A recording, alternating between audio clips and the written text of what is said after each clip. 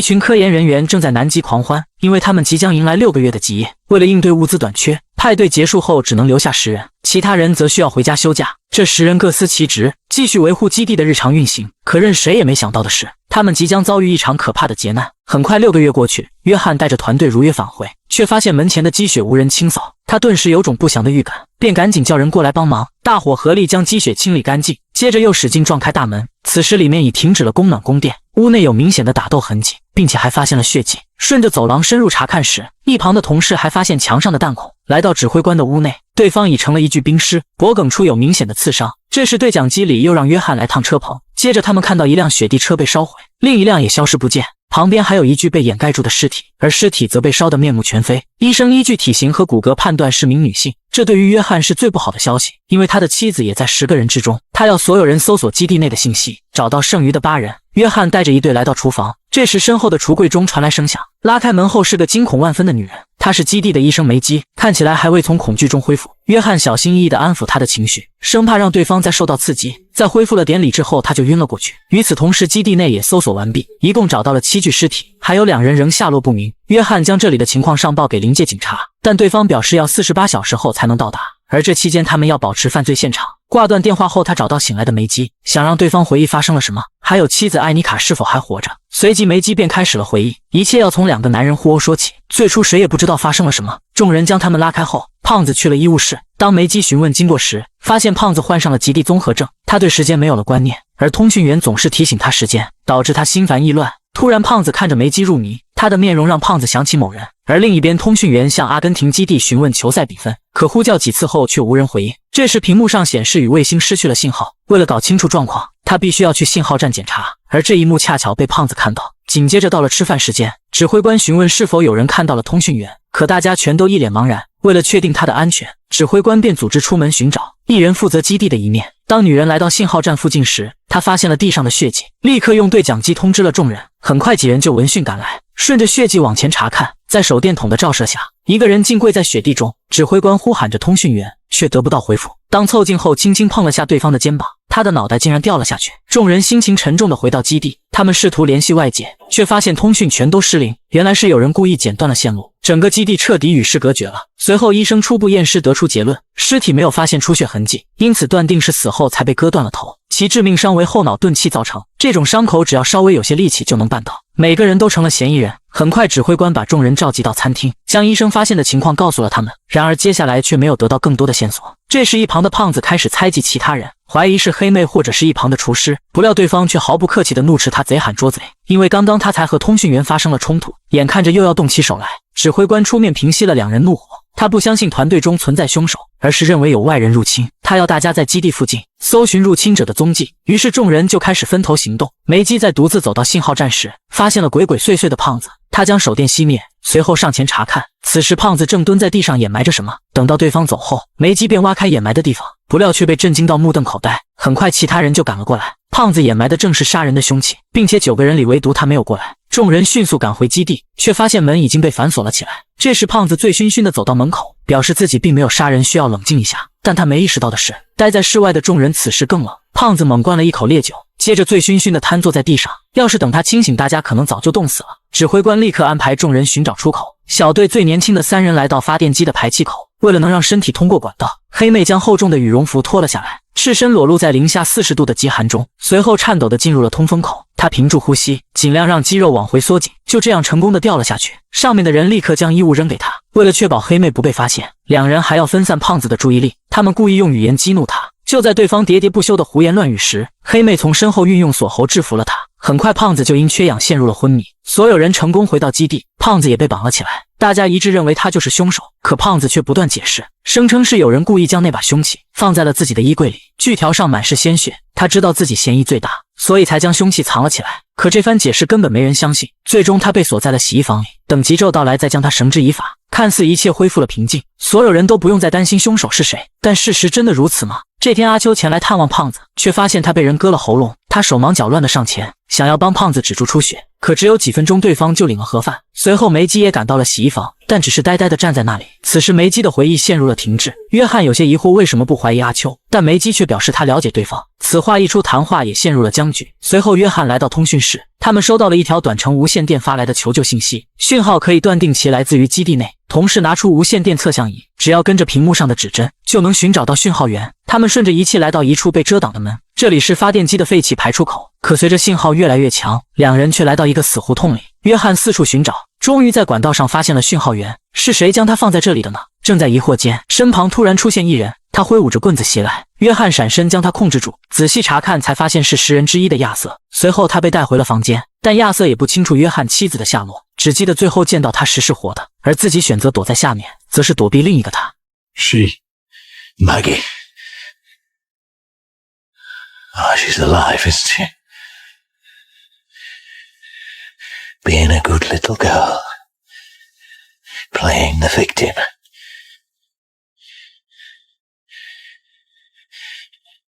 You can't trust her, Johan.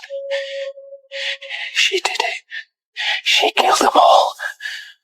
然而在深入调查后，约翰并没有发现梅基有什么可疑的地方。唯一奇怪的是他的简历太完美了，为此他将自己的想法说了出来。这么优秀的人为何选择来到南极呢？梅基则回答是为了完成母亲的遗愿，母亲梦想环游世界，第一站就是南极。打消了心中的顾虑后，约翰让他继续试着回忆。那晚胖子在洗衣房被暗杀后，梅基在验尸时意外地发现他的胸口被刻上了 V 字图案，这是复仇吗？接连发生的2起命案让所有人都感到了岌岌可危，而现在唯一的出路，那便是300公里外的阿根廷基地。但下一个问题来了，要派谁去呢？为此他们决定抽签，可看似公平的方式，却不知指挥官会变魔术。他让自己的情人抽到了那根签，随后他们将汽油加满，并且还准备了备用燃料。指挥官也为他安排了许多防寒衣物。一切措施准备完后，女人按下启动键，同时向众人微笑告别。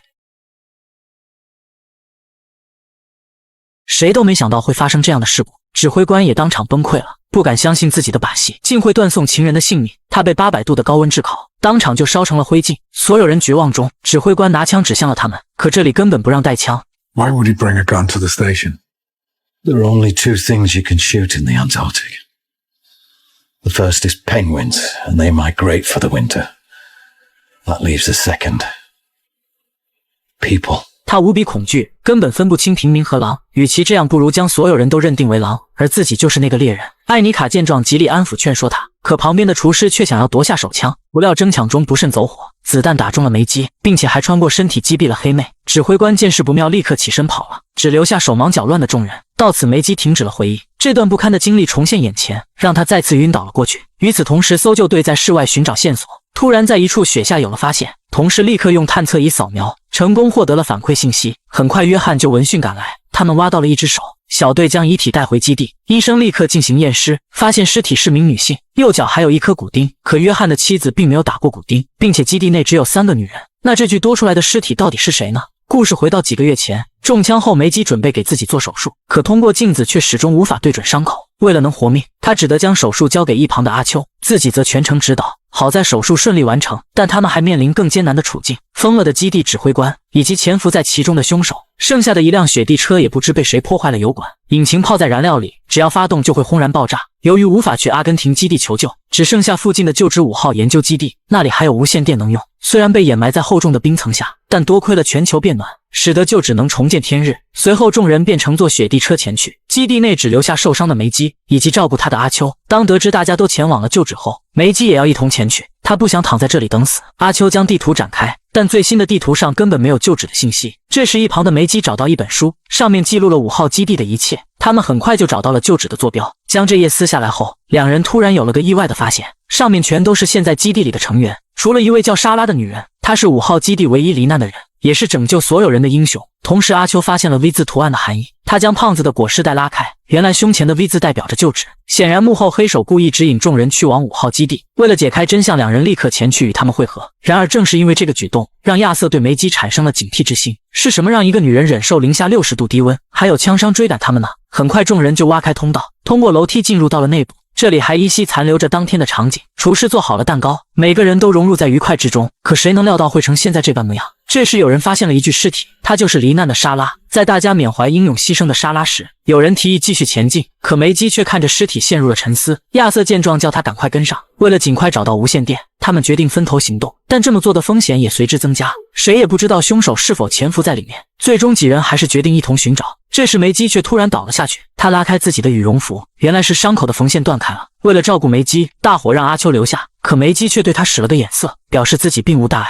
I did it on purpose. 待众人离开后，他立刻打开手电，起身往反方向走去。他来到莎拉的遗体前，仔细地检查起来。 There was a fracture of the occipital bone. 这根本和那几人所描述的不符。莎拉是被人谋杀的。紧接着，他来到莎拉的房间，刚拿起桌面上的一张合照，突然身后传来声响，有人在屋子内翻着书柜。躲在暗处的梅基想起刚才偷听到的对话，他们在找一个行李箱。这时对方的手电没电了，他将信号弹打开，随后往梅基的方向走来。看到地上的脚印，男人立刻四处张望寻找梅基，而梅基早已偷偷从他身后离开，并且还拿着他们要找的行李箱。等对方走后，他将上面的积雪扫除，接着打开了箱子，里面竟是一件沾满鲜血的衣服。回到基地后，梅基偷偷找到阿秋，跟他说出了自己的推测，这件血衣的主人应该就是那个连环杀人犯。这时外面有人快速走了过来，紧接着停在了门前，随后悄悄地拧动了门把手。梅基及时上前将门反锁，这才没让外面的人进来。谁料对方却突然变得暴躁起来，两人只能找来一切可以顶住门的东西，暂时阻止了门被撞开。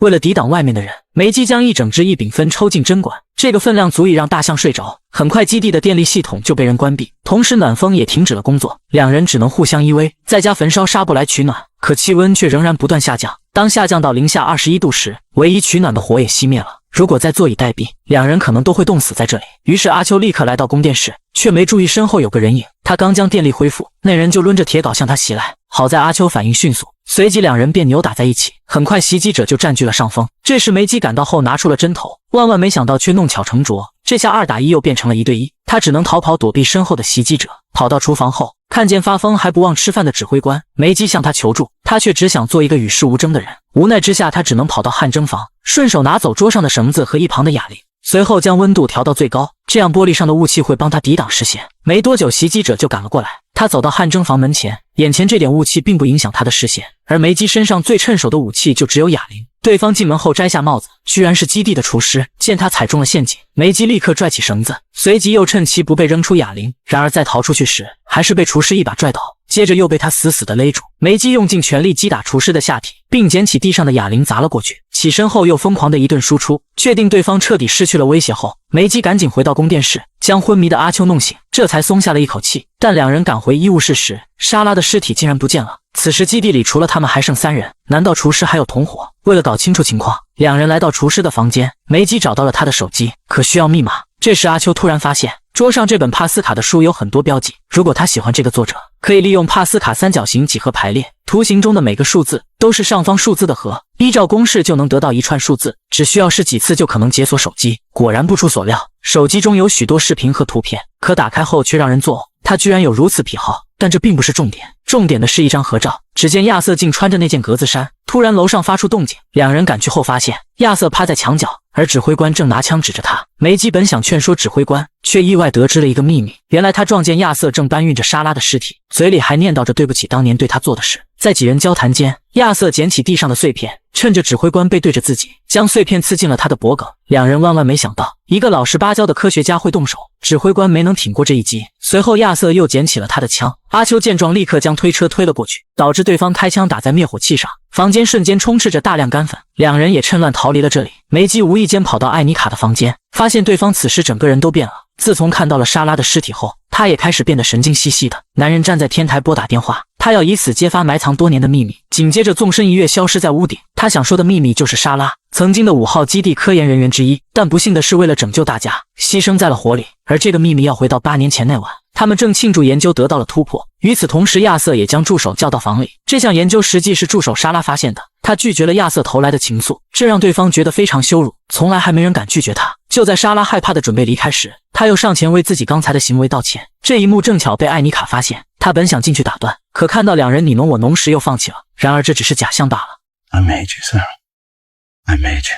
就在莎拉卸下防备时，却被亚瑟一把放倒。他的后脑重重地砸在了桌沿上。艾妮卡见状，立刻推门进来查看，而亚瑟也从恍惚中惊醒，语无伦次地说着自己不能被抓。艾妮卡在确定莎拉死亡后，也无助地瘫在了墙角，但两人都清楚莎拉死了，他们能获得最大的研究成果。冷静下来后，艾妮卡让亚瑟藏起毛衣，自己则去说服其他人。随后所有人都赶到了这里，每个人都特别低沉，悲伤充斥着整个基地。指挥官不相信这是意外，对着亚瑟就是一拳，如果不是有人拉住，后果不敢想象。这期间艾妮卡不断劝说，由于莎拉的研究能拯救数百万人，他们要将研究继续下去。终于指挥官被成功说服，随后众人引燃地上的汽油，伪装制造了一场火灾。由于火焰融化了冰层，导致基地陷入下方的裂缝，他们的罪恶也就此被掩埋。事后众人编造谎言，是莎拉及时发现大火，拯救了基地所有人，因此他被评为英雄。谁料8年后成员又重新聚在一起，但这次有人遭到匪夷所思的暗杀，唯一的嫌疑人也不幸遇害。猜忌中有人动起了歪念，也有人害怕泄密再次杀人。艾妮卡将所有事都告诉了梅基，希望以此能减轻自己的罪孽。随后他就在对方的注视下，开着雪地车前往阿根廷基地求救。这时亚瑟来到梅基身后，手里还拿着那把枪，质问他艾妮卡去了哪里。他怕对方揭露自己的罪行。争吵中阿秋也赶了过来，趁着亚瑟不注意偷袭了他，但阿秋始终不占上风。在两人摔倒时，亚瑟捡起地上的螺丝刀刺进了阿秋腹部。为了掩盖当年的秘密，他不惜残杀更多无辜的人。处理完阿秋后，他又捡起手枪寻找梅基，却不知不觉被带到了废弃的通风管道里。这时门外响起音乐，他顺着声音在隧道中查找，却发现只是个收音机。紧接着梅基趁机冲进屋里，并将门锁得严严实实，确保亚瑟会冻死在外面才安心离开。约翰正听着梅基的回忆，这时有人推开了房门，原来是发现了艾妮卡的尸体，她被冻死在了车上，而他非但没有揭发亚瑟，到死都还在为对方保守秘密。至此一切都真相大白。48小时后，警察也赶到了这里，亚瑟最终还是没能保守住秘密，即将接受自己应有的审判。他恨死了梅基，因为是他导致自己落此下场。事后梅基立刻联系了妹妹。 Is it done? Yeah. It's done. 原来莎拉有2个孩子，梅基就是其中之一。他也说过来这都是为了母亲。曾经胖子看着他想起某人，亚瑟自始至终都不相信他。他的简历是妹妹伪造的，因为跳楼的男人将一切告诉了他们，这一切都是梅基的复仇。他将通讯员打晕，在雪地车上动手脚，杀掉厨师，干掉胖子，将艾妮卡最后的雪地车弄坏。唯独可怜了阿秋，成为了这场复仇的牺牲品。